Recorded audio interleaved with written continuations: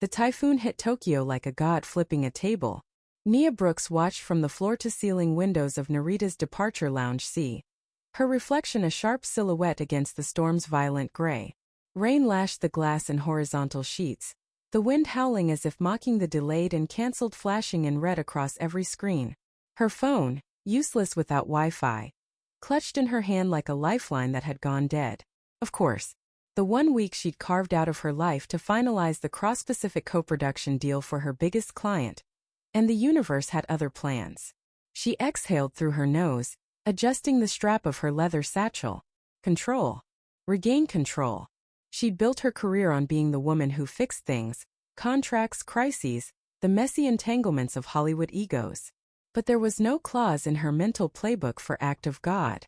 All outbound flights are grounded until further notice, the airline rep had announced, her voice drowned out by the collective groan of stranded passengers. Nia had already mentally recalculated her schedule. The meeting with the Korean studio execs tomorrow, the follow-up with her senior partner in LA, the stack of NDAs waiting for her e-signature.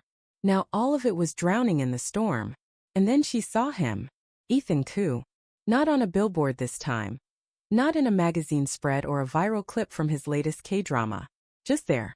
Leaning against a pillar, phone pressed to his ear, one hand rubbing his temple like he could massage the frustration out of his skull. He was taller than she remembered. Broader. The boyish roundness of his face had sharpened into something devastatingly angular. His dark eyes still too bright for his own good. He wore a black turtleneck and tailored trousers, the picture of effortless elegance, except for the way his shoulders were hunched, as if the weight of the world, or at least his publicist's wrath, was pressing down on him. Nia froze. No. She hadn't seen him in what? 12 years. Not since his family moved back to Seoul. Not since the last awkward video call where she'd stammered through a congratulations on his first lead role, and he'd smiled that smile, the one that had always made her stomach flip. She'd told herself she'd outgrown it. That the crush she'd nursed in secret through middle school and half of high school was just a childish fantasy, buried under law school textbooks and the steel spine she'd had to grow to survive in an industry that loved to underestimate black women. But here he was. And worse, he'd seen her. Ethan's eyes locked onto hers, and for a heartbeat, the chaos of the airport faded. His face split into a grin so familiar it hurt. Nia. His voice cut through the noise, warm and disbelieving. Nia Brooks. She wanted to melt into the floor. Or better yet, will the typhoon to swallow her whole.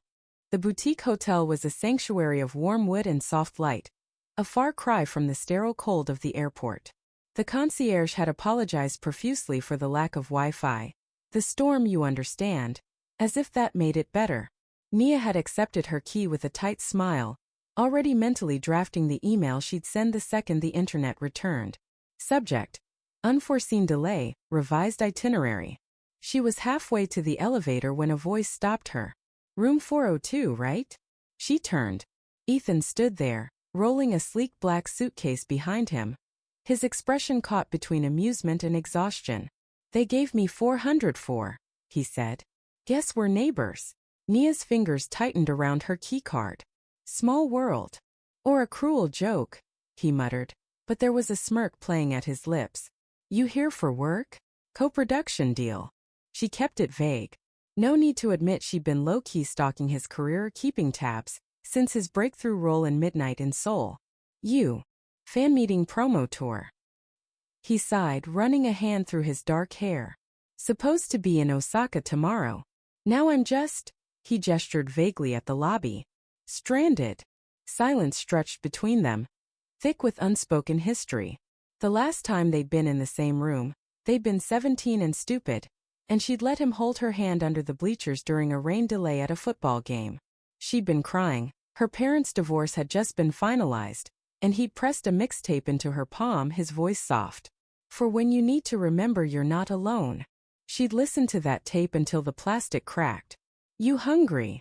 Ethan asked suddenly, breaking the spell. I saw an izakaya down the street. No Wi-Fi, no paparazzi, no. He cut himself off, but she knew what he'd almost said. No pretending. Nia hesitated. Every instinct screamed no. She had emails to send, calls to make, a reputation as a woman who didn't do spontaneous. But the storm raged outside, and the thought of sitting alone, in her room staring at a blank screen was suddenly unbearable. "Fine," she said. "But I'm expensing this." His laughter was the same. Deep, warm, the sound of home. The izakaya was a dim jewel box of flickering lanterns and the scent of grilled skewers. Rain drummed against the paper screens, the sound a steady rhythm that matched the pulse in Nia's throat. They slid into a corner booth, the kind designed for intimacy, and she immediately regretted not insisting on separate tables. Ethan ordered in rapid, fluid Japanese, his accent barely there. She raised an eyebrow. "Since when are you fluent?"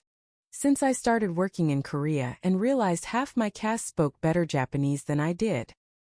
He shrugged, but there was a flicker of pride in his eyes. "You. Survival French. Enough to get me out of trouble." She took the glass of sake he slid toward her, their fingers brushing. A spark. A zing. She ignored it. "Though I doubt where's the bathroom?" "Is going to help me navigate this menu." He grinned. "I'll translate. But only if you promise not to laugh at my pronunciation." She sipped her sake. "No promises." They fell into an easy rhythm, the kind that only comes from knowing someone's history without having to explain it. He told her about the fan meetings, how surreal it was to have strangers cry over his character's fictional heartbreak. She told him about her firm, the cases she'd won, the way she'd had to fight twice as hard to be taken seriously in a room full of old white men. And then, somehow, the conversation turned to the past. "Remember Mr. Callahan's debate class?" Ethan asked, swirling his drink. "You destroyed me in that semi-final round." Nia snorted. "You were arguing that Macbeth was a hero. Of course I destroyed you." He was misunderstood. Ethan protested, but his eyes were crinkled with laughter. "And you defended me from Brian Carter after he dumped my books in the toilet." She waved a hand. "He was a jerk. And you were my friend. My best friend." The words hung between them unspoken. The air shifted, thickened. The lantern light caught the gold flecks in his irises, and for a second she was 17 again, sitting on his porch swing. His shoulder pressed against hers as they split a bag of sour candy. "You ever think about that mixtape?" he asked quietly. Nia's breath hitched. "Which one?" "The one I gave you. After your parents." He trailed off, but she knew. After your parents' marriage fractured. After she'd stopped sleeping, stopped eating, stopped feeling like she could breathe.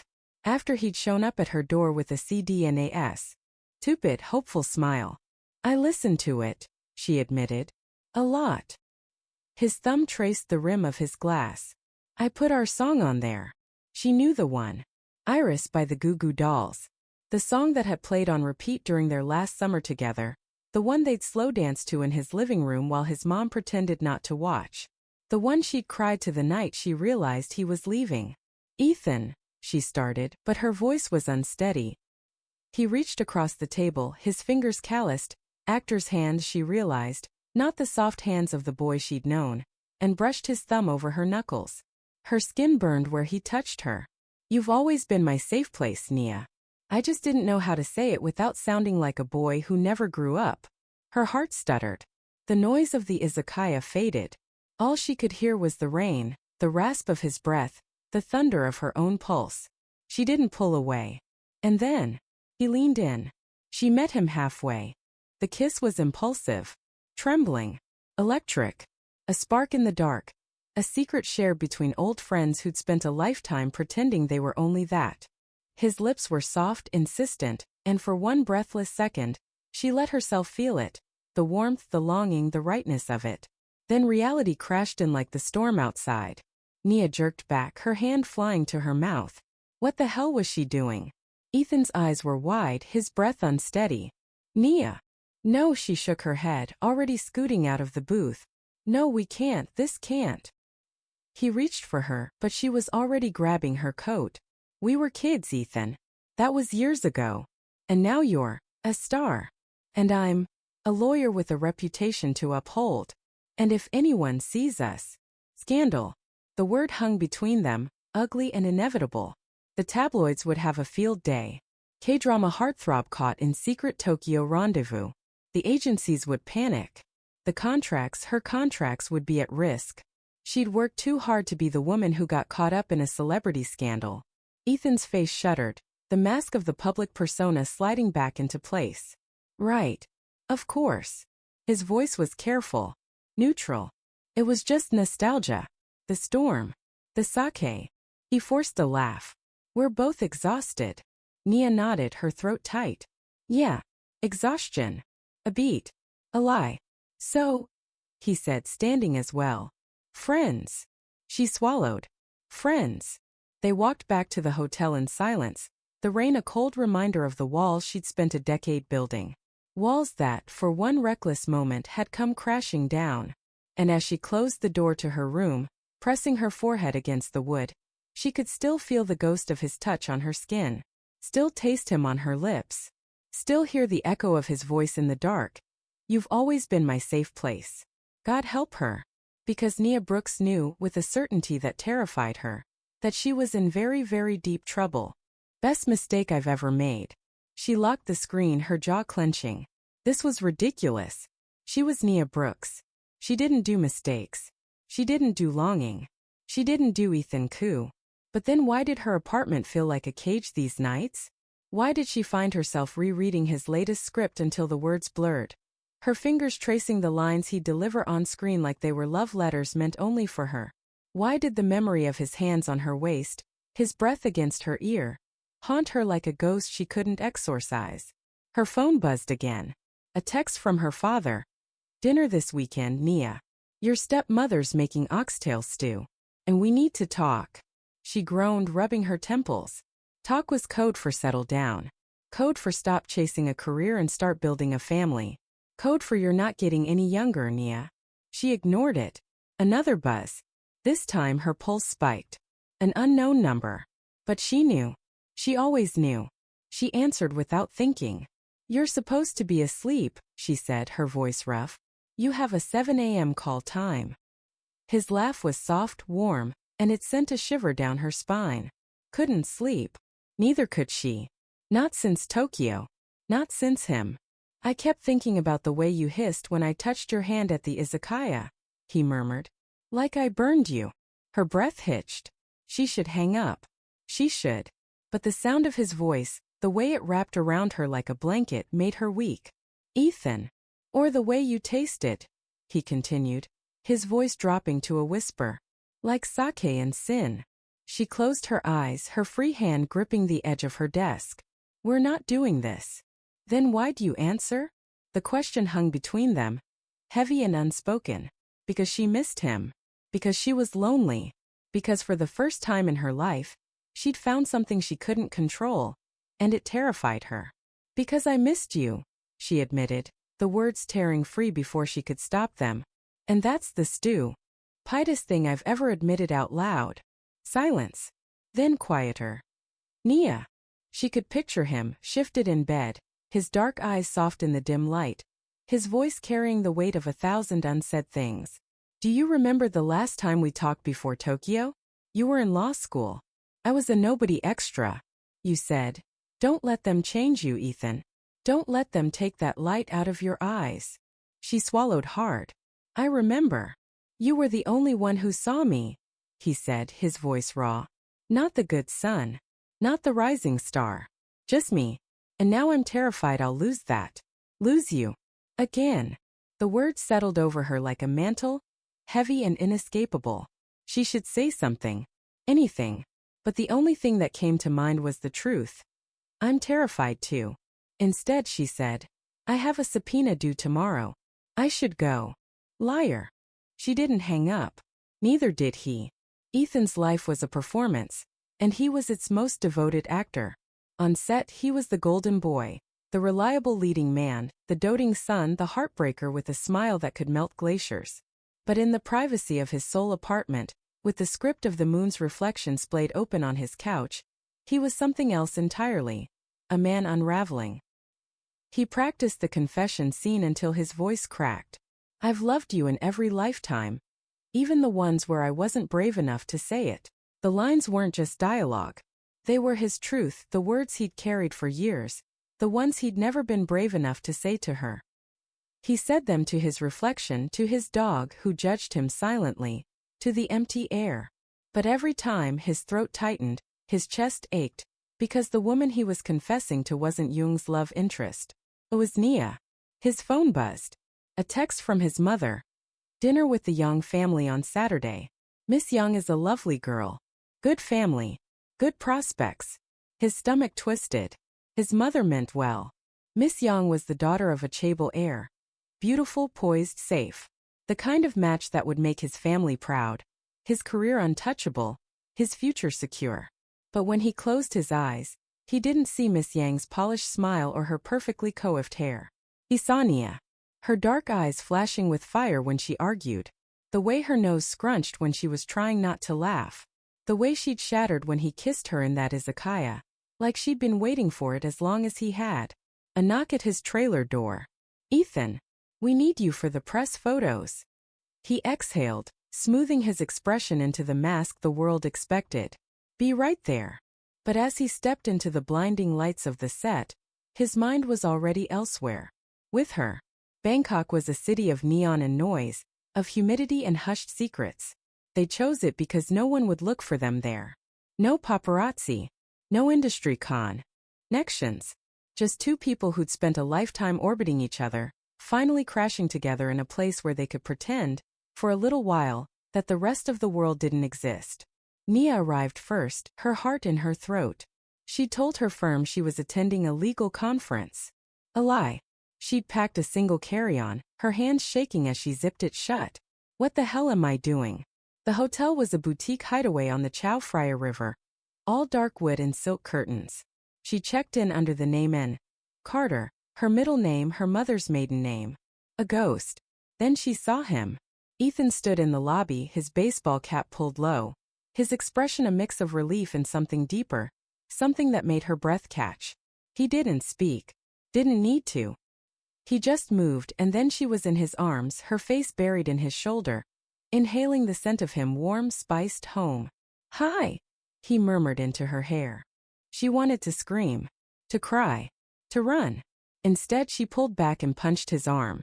You're an idiot. He grinned, unrepentant. But I'm your idiot. Their room was on the top floor, with a balcony overlooking the river. The city hummed below them, alive and indifferent to their secrets. They didn't kiss at first. They talked. About everything and nothing. About the cases she'd won, the roles he'd turned down, the way his mother still made kimchi jjigae the way his grandmother had. About the time in middle school when she'd gotten her period during a debate tournament, and he'd stolen a pad from the nurse's office for her without a word of judgment. You remember that? She asked, stunned. He cupped her face, his thumb brushing her cheekbone. I remember everything about you, Nia. And then, he kissed her. Not like in Tokyo. That had been desperation. This was worship. His lips were soft, slow, like he was memorizing the shape of her. His hands cradled her jaw, his thumbs brushing away the tears she hadn't realized she was crying. She kissed him back like she was drowning. Clothes came off in a frenzy of need. His shirt first, then hers, his hands mapping the dip of her waist, the curve of her hips. She gasped when his mouth found her collarbone, her fingers tangling in his hair. Tell me to stop, he breathed against her skin. She shook her head, her voice a rasp. Don't you dare. And then they were on the bed, skin to skin, the world outside ceasing to exist. He moved over her like she was something precious, something sacred. His touches were reverent, his kisses deep and lingering. When he finally pushed inside her, it wasn't just sex. It was coming home. After they lay tangled together, the sheets a mess, the air thick with the scent of them. Nia traced the tattoos on his ribs, Korean characters, a line from a poem his father had loved. Even the stars envy our love. She snorted. Subtle. He laughed, pressing a kiss to her forehead. I got it when I was 9 and dramatic. She sobered, her fingers stilling. Ethan, what are we doing? He propped himself up on his elbow, his dark eyes serious. Living. For once in our damn lives. She wanted to believe him. But the ghost of her father's voice whispered in her ear. Stop chasing ghosts, Nia. And the weight of his mother's expectations pressed down on them both. 3 weeks later, the real world caught up. Nia sat at the sleek desk in the soundproof suite of the Latte Hotel in Seoul, her laptop open, A subpoena glaring at her from the screen. A high-profile case. Her client. And if she didn't get this filed by midnight, the statute of limitations would expire. Her hands shook. Not from the pressure of the case. From the fear. Because for the first time in her life she was terrified of being good at her job. Terrified that the life she'd built, the career, the reputation, the control, would slip through her fingers if she let herself want this. Want him. Ethan found her like that, hunched over the desk, her hair a wild halo, her fingers white-knuckled around the pen. He didn't speak. Just watched from the doorway. His expression unreadable. She felt his gaze like a touch. I have to finish this. No, he said softly. You don't. She looked up, frowning. Ethan, this is important. He stepped closer. Yes, but not as important as you. She wanted to argue, to snap at him, to push him away. But the words died in her throat when she saw the look in his eyes. Not desire, not amusement, but understanding. Deep, unshakable understanding. He reached for the pen. She let him take it. His fingers closed over hers, warm and steady. You don't have to carry it alone, Nia. And then she broke. Not in the way she'd expected. Not in anger or fear or frustration. In surrender. A sob tore from her chest, raw and ugly. And then another. And another. Years of control, of being the strong one, the unshakable one, the woman who never cracked, shattered in an instant. Ethan didn't hesitate. He pulled her from the chair into his arms and held her. Not like a lover. Not like a friend. Like a lifeline. She buried her face in his shoulder, her body racked with tears. He stroked her back, murmuring nonsense in Korean and English, his voice the only steady thing in her storm. I'm scared, she choked out. I know. I don't know how to do this. To want you and keep me. He pulled back just enough to cup her face, his thumbs brushing away her tears. You don't have to do anything, Nia. Just let me in. And then he kissed her. Not with hunger. Not with need. With promise. The kiss was slow, deep, healing. His hands cradled her face like she was something fragile. Precious. His. And when he finally pulled away, his forehead rested against hers, their breaths mingling. Stay, he whispered. She didn't have to ask how, or when, or what it meant. She just nodded. That night they didn't make love. They worshipped each other. Ethan undressed her like she was a gift he'd been waiting his whole life to unwrap. His mouth followed his hands, her collarbone, her breasts, the dip of her waist. He kissed the stretch marks on her hips, the scars on her knees from childhood falls. He saw her. All of her. And when she touched him, when her hands mapped the planes of his chest, the hard ridges of his stomach, the vulnerability in his eyes, she realized something terrifying. She wasn't just falling for Ethan Park. She was home. After they lay tangled together, the city lights of Seoul painting the ceiling in gold. Nia traced the tattoo on his ribs again. Even the stars envy our love. Ethan caught her hand, pressing a kiss to her palm. I was wrong, he admitted. It's not the stars that envy us. She raised an eyebrow. Oh.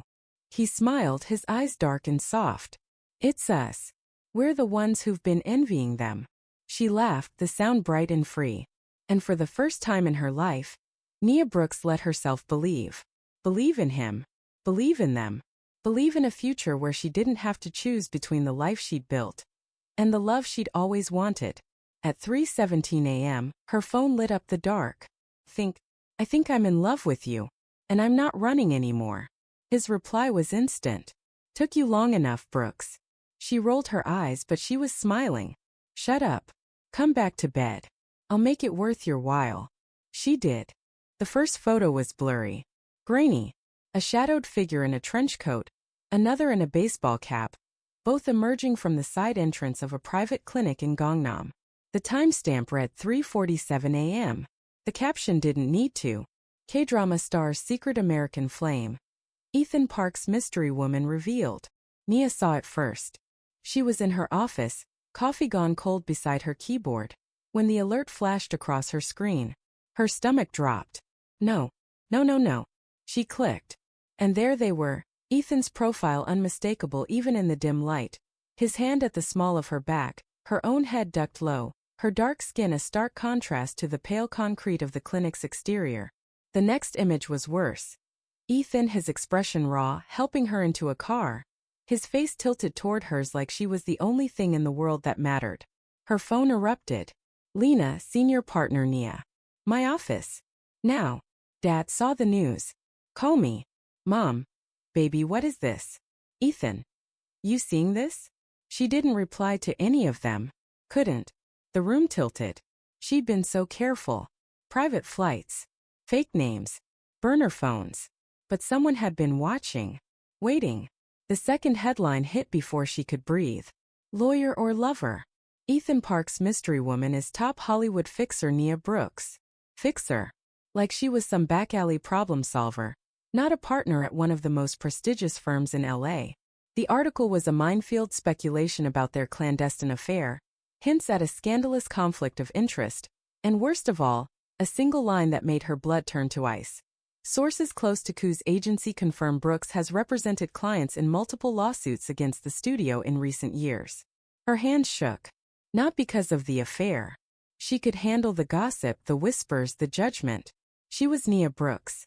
She'd built a career on withstanding storms. But the lawsuits, those were the one thing she'd never let herself imagine would see the light of day. Ethan's phone was a wars. 1. Manager.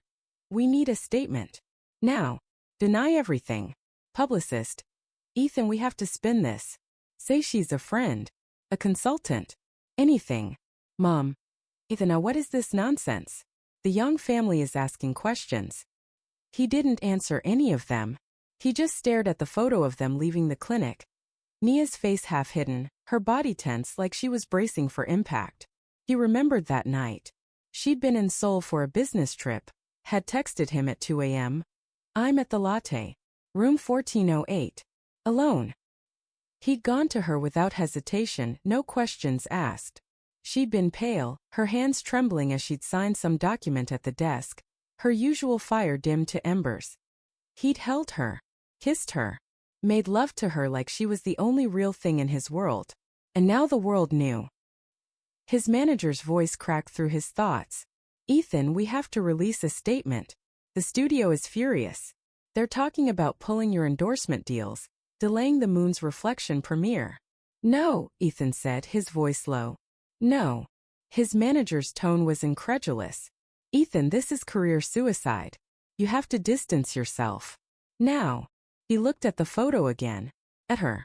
At the way she'd trusted him enough to let him in, even for a stolen weekend.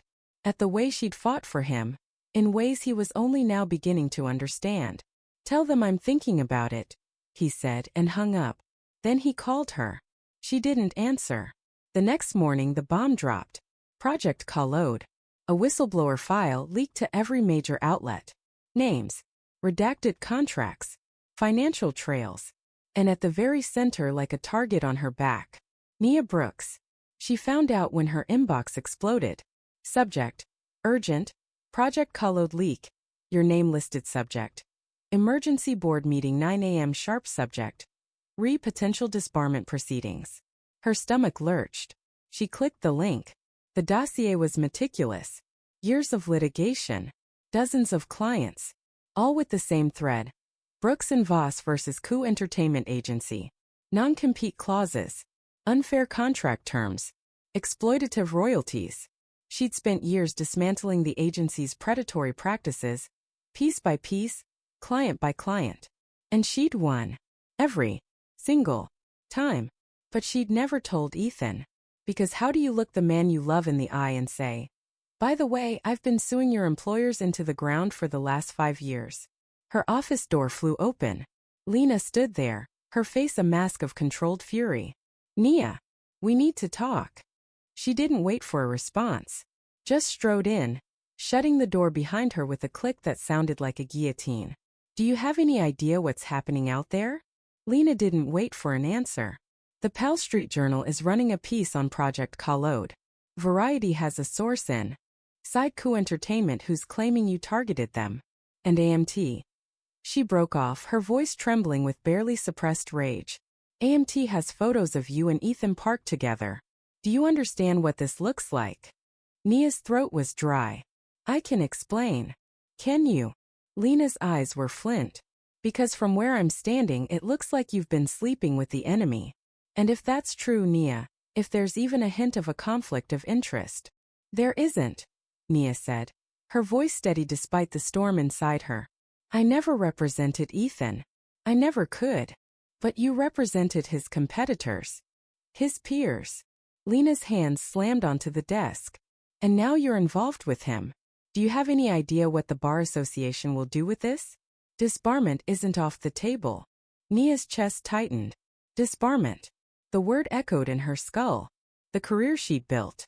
The life she'd fought for. Gone. Lena wasn't done. We need a statement. Now. You deny the relationship. You distance yourself. And you pray this blows over. Nia didn't move. Didn't speak. Because she already knew what she'd have to do. And it would break her. Ethan landed in LA at noon, his face hidden behind a cap and oversized sunglasses, his heart a lead weight in his chest. The flight had been a nightmare. Paparazzi at the airport. Reporters shouting questions. Ethan, is it true you're in a relationship with Nia Brooks? Ethan, are you aware of her lawsuits against your agency? His manager had begged him to stay in Korea, to let the storm pass. But he needed to see her. Needed to look her in the eye and understand, because the betrayal was a living thing inside him, coiled and hissing. He'd read the Project Aegis files on the plane. Every single one. The lawsuits. The settlements. The years of legal battles against the very agency that had built his career. And Nia, brilliant, relentless Nia, had been at the center of it all. She'd known. She'd always known. And she'd never told him. His car pulled up to her office building. The rain had started. A slow, mournful drizzle that blurred the city into a watercolor of grief. He didn't bother with the elevator. Took the stairs, his steps heavy. His mind a whirlwind of rage and hurt and God so much love. He found her office on the 40th floor. The door was ajar. She was at her desk, her back to him, her shoulders tense.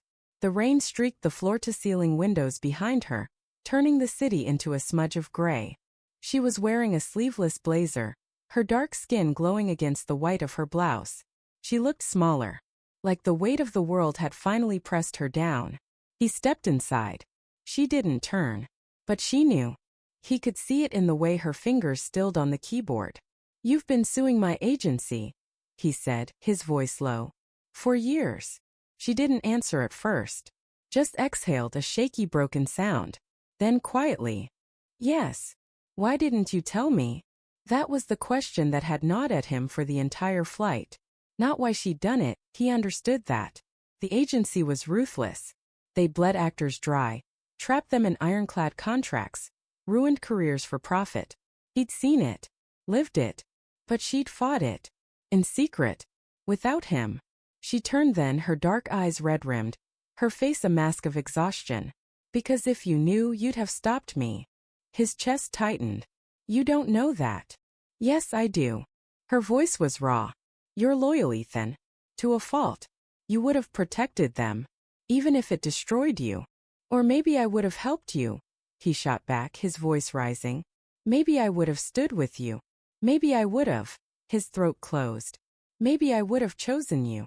She flinched like he'd struck her. You think I didn't want that? Her hands clenched into fists.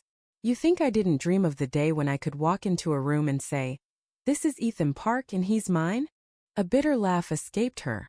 But we both know the truth. The agency owns you. Your contract. Your image. Your future. And if they'd found out I was suing them while sleeping with their golden boy. She shook her head. They would have destroyed you. Buried you. Made sure you never worked in this industry again. So you decided for me, he said, his voice breaking. Just like Tokyo.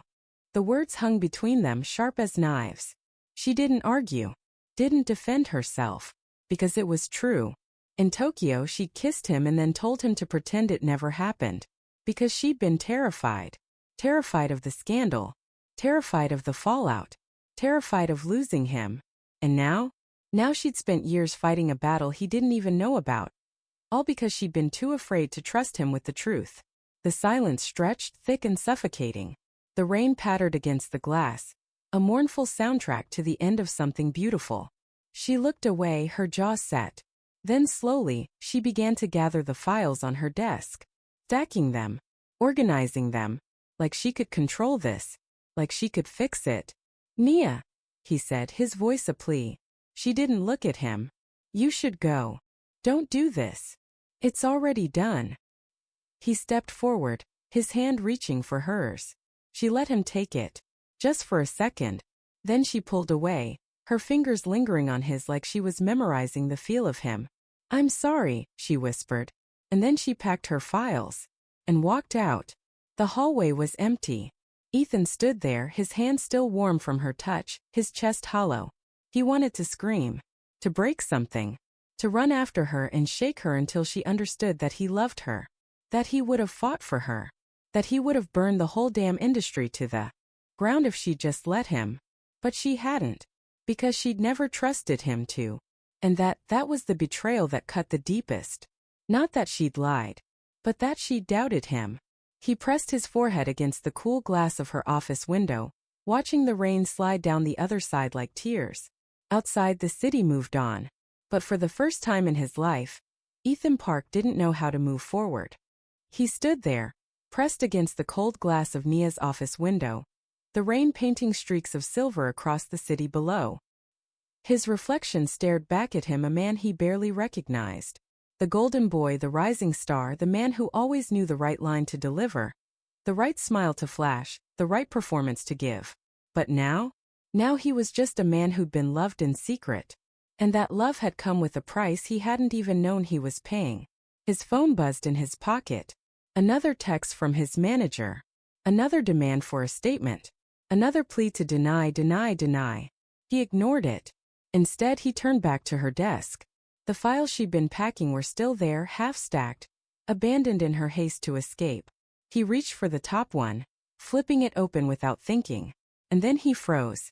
The document was a legal brief, Brooks and Voss versus Collode Entertainment. But the header wasn't what made his blood turn to ice. It was the date. 7 years ago. His stomach dropped. He grabbed another file. And another. And another. Each one a lawsuit. Each one a victory. Each one hers. And then he saw it. A folder labeled Project Collode. His hand shook as he opened it. Page after page of meticulous notes. Contracts. Financial records. Names, dozens of names, all redacted, all victims. And at the center of it all, the thread that tied it together. Perpetual likeness clauses. His knees nearly gave out. He knew those clauses. Every actor at Collode did. They were the fine print no one read until it was too late, the legal trap that meant the agency didn't just own your career. They owned you. Your image. Your voice. Your future. Forever. And Nia had been dismantling them. For 7 years. His mind reeled. The shell firm. The encrypted channels.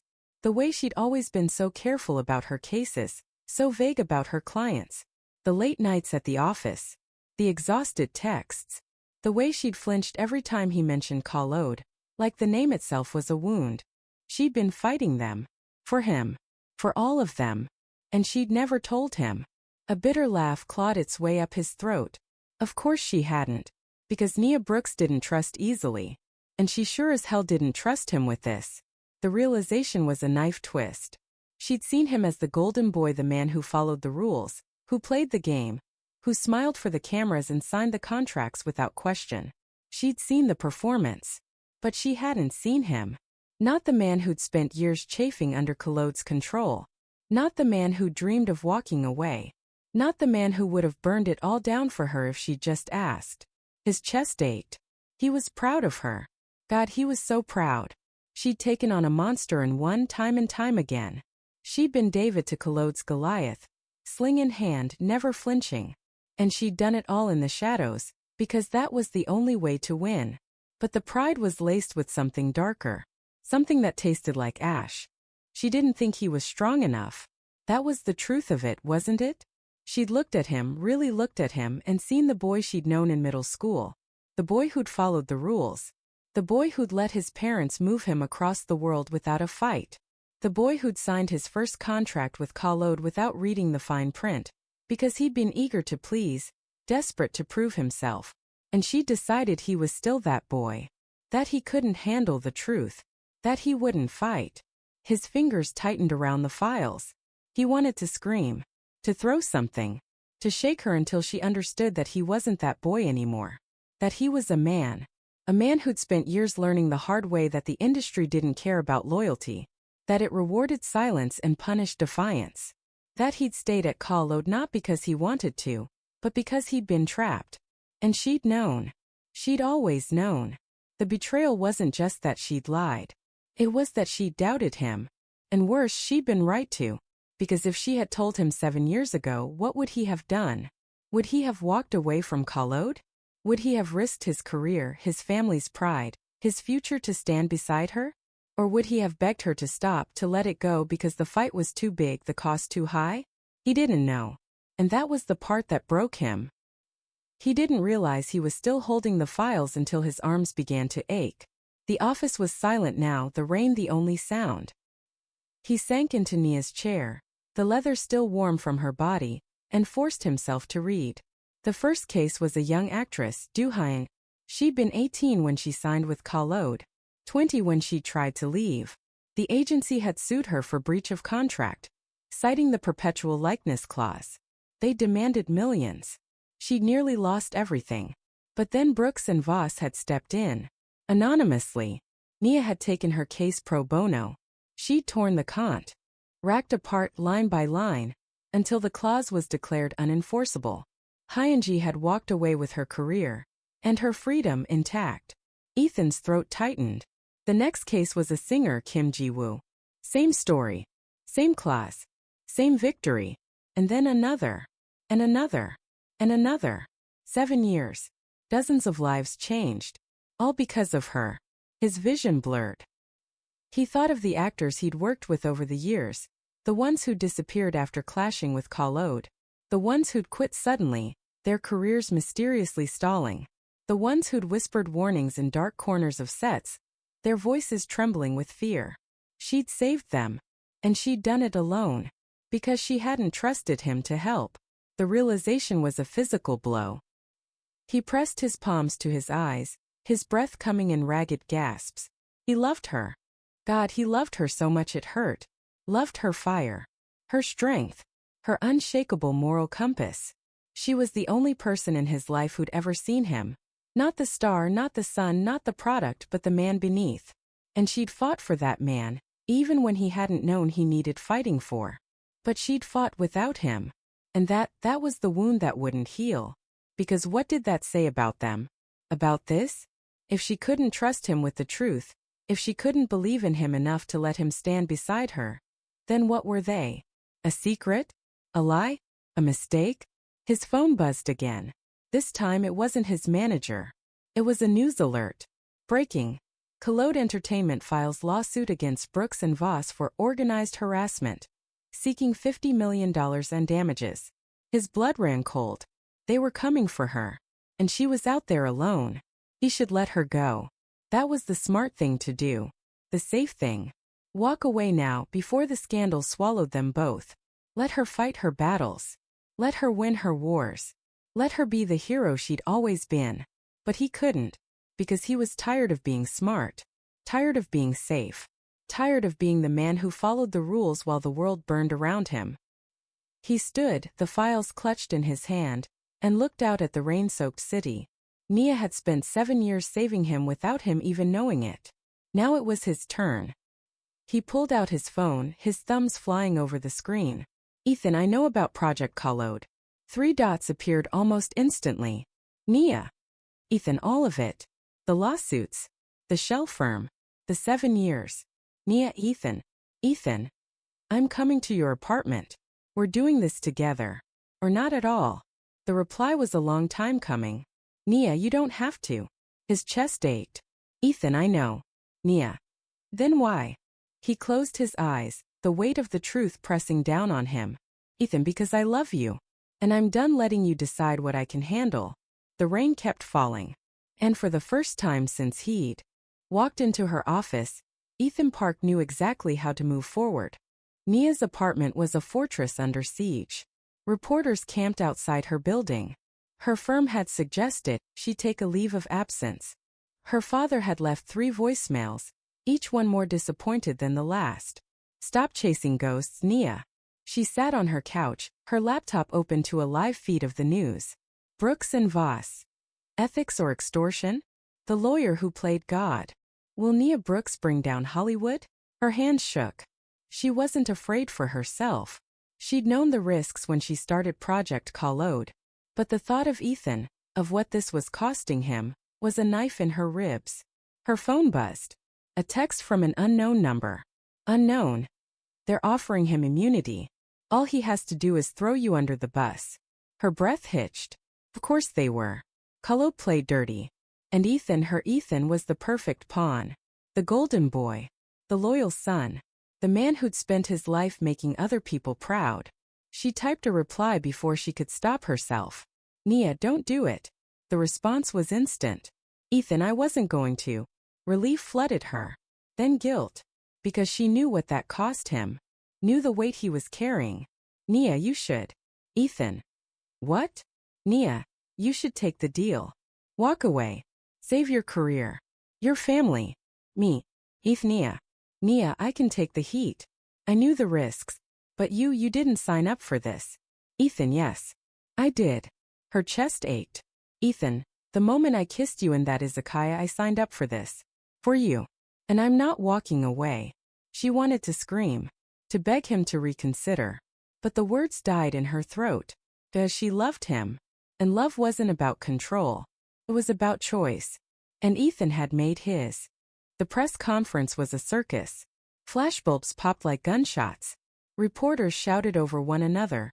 Their voices a cacophony of demand. Ethan, is it true you were unaware of Brooks' actions? Nia, do you deny the allegations of unethical conduct? Are you two together? Ethan stood at the podium, his prepared statement clutched in his hand.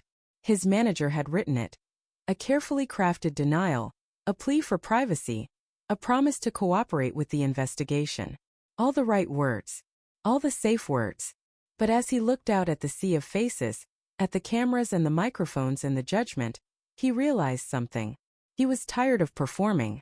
The room fell silent as he stepped up to the mic. The prepared statement trembled in his grip. Then, slowly, deliberately, he folded it and set it down. The murmur started instantly. His publicist's face paled.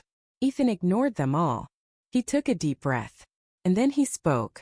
A few years ago, he began, his voice steady despite the storm inside him. I signed my first contract with Collode Entertainment. I was young, eager, naive, desperate to prove myself. A bitter laugh escaped him. I didn't read the fine print. I don't think any of us did. The room stilled. But she did. His eyes found the back of the room. Found her. Nia stood there, her arms crossed, her expression unreadable. But he knew she was listening. Nia Brooks didn't just read the fine print. She fought it. For years. For dozens of people. For me. A reporter shouted a question. He ignored it. I spent my life learning how to perform, he said, his voice growing stronger. How to smile. How to pretend. How to be the man everyone wanted me to be. The good son. The reliable star. The perfect leading man. He shook his head. But the only thing that's ever been real to me is her. The flashbulbs were a strobe light now, searing his vision.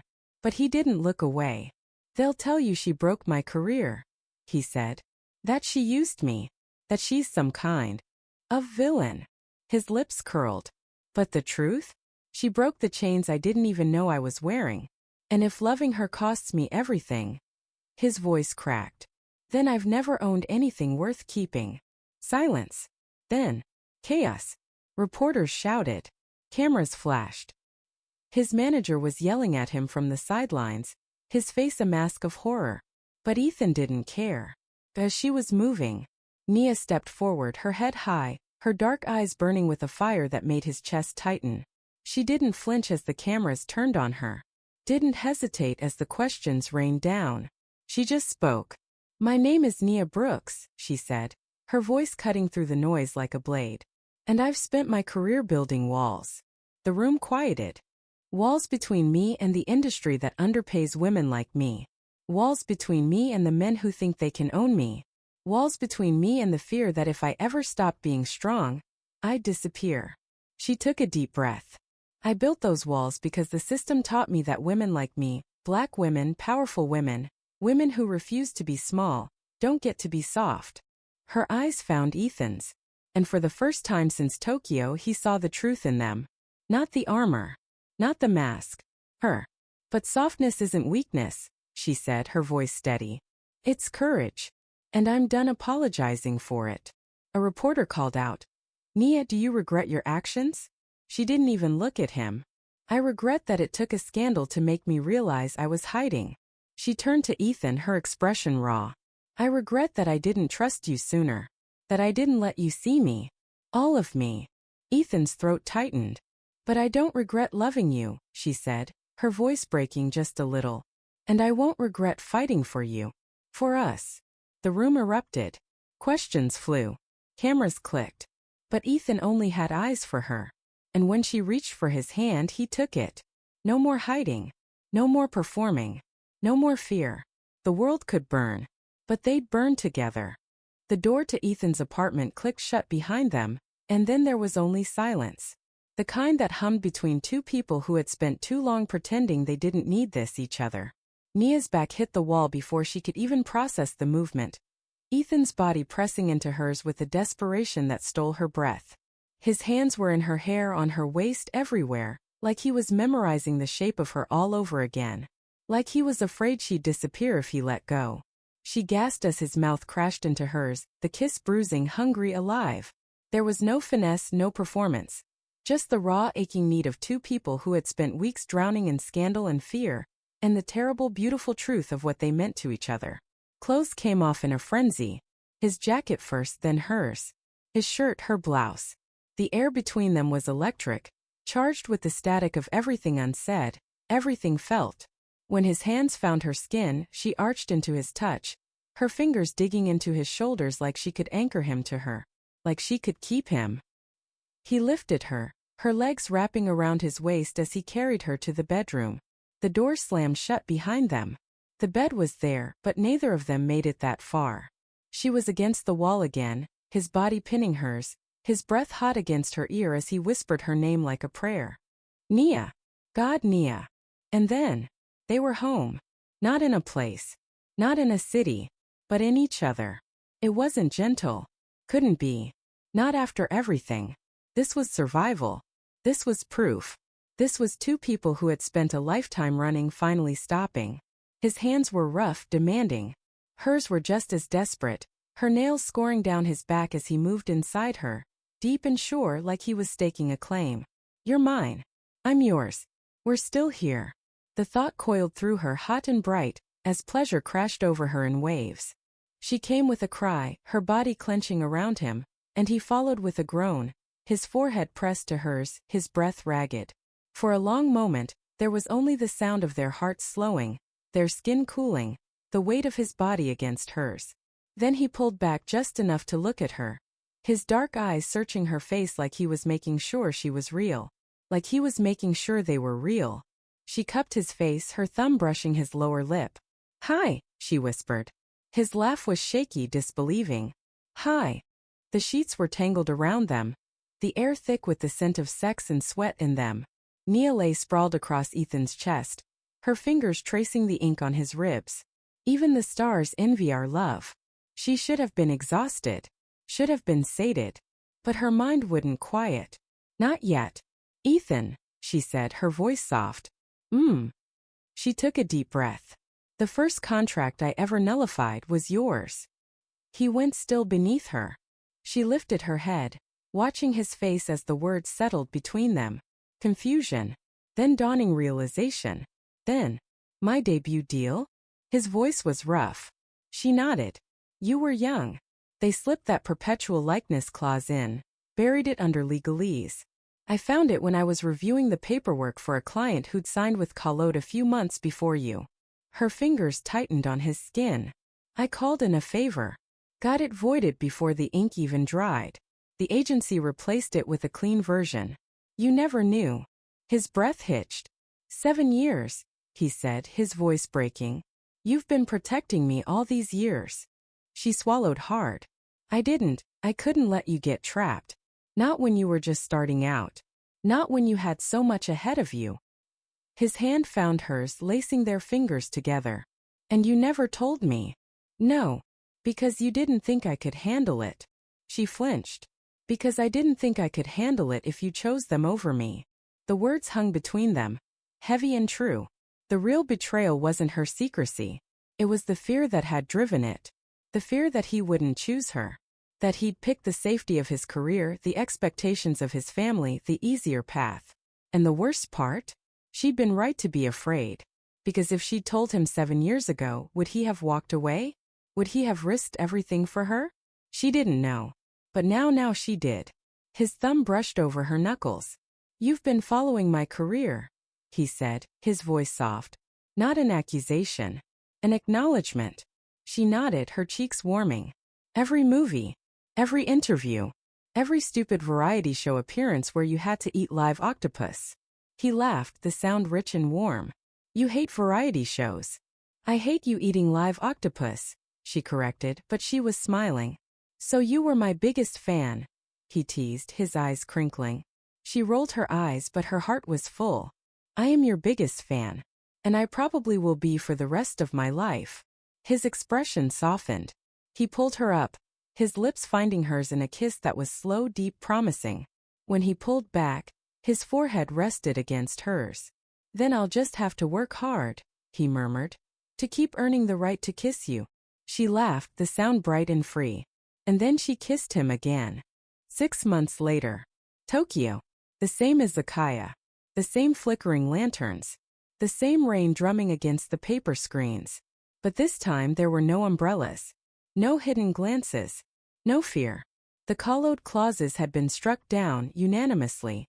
The Coalition for Artists' Rights had launched with a press release that had sent shockwaves through the industry. Brooks & Coup. A new era for ethical entertainment. Not a PR stunt. Not a performance. Promise. Ethan slid a small velvet box across the table between them. Nia's breath caught. She opened it. Inside wasn't a ring. It was a key. Old, tarnished, perfect. To our first real apartment, he said, his voice quiet. No NDAs. No burner phones. No hiding. Her vision blurred. She didn't wipe the tears. Didn't try to stop them. Just us. She asked, her voice thick.